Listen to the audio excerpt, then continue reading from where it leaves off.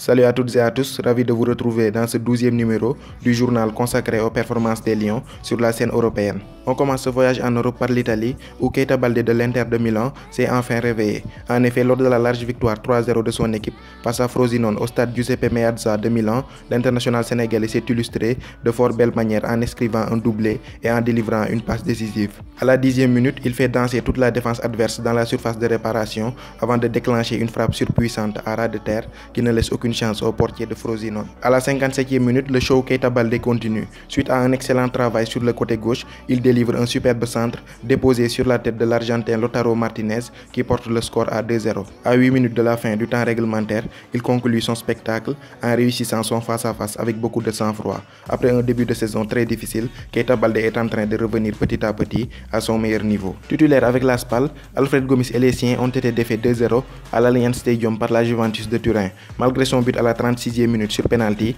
Babacar Xhuma n'a pas pu empêcher la défaite de Sassuolo 2-1 sur la pelouse de Parme. Aligné à la pointe de l'attaque, il a discuté l'intégralité de la rencontre.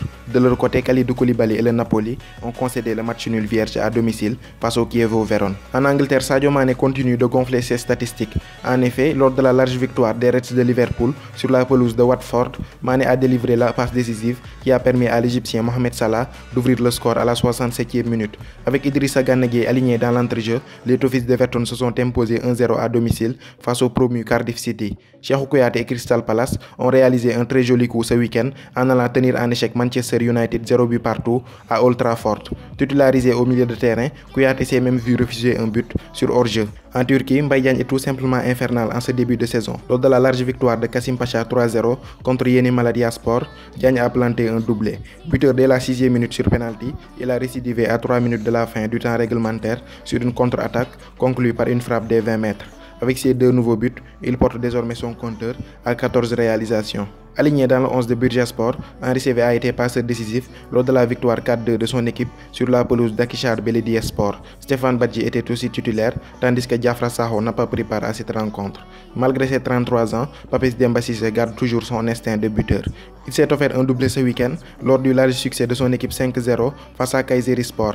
L'ancien joueur de Newcastle en est désormais à 7 buts en Super League turque. En Pologne, le défenseur central sénégalais du Corona Kielce, Pape Djibril Diaw, s'est lui aussi illustré ce week-end en marquant le premier but de son équipe lors de leur succès 4-2 à domicile face au Gornik Zabrze. C'est déjà son 3e but de la saison en championnat. En Bundesliga, le Schalke 04 de Salif Sané titulaire a écrasé 5-2 Nuremberg au Veltins Arena. En deuxième division allemande, l'attaquant sénégalais du Dynamo Dresde, Moussa Koné, a inscrit son 8e but de la saison lors de la victoire des siens 2-0 contre Ingolstadt.